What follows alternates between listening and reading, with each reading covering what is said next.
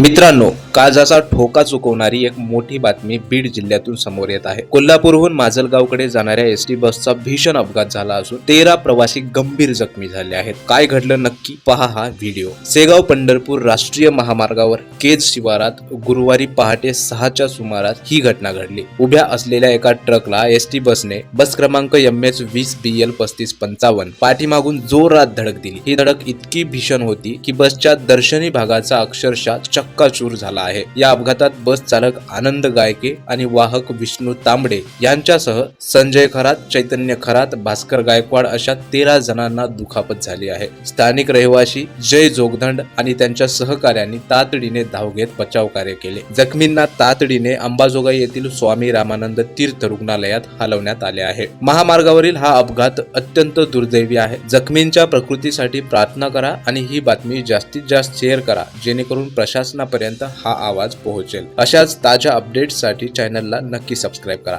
धन्यवाद।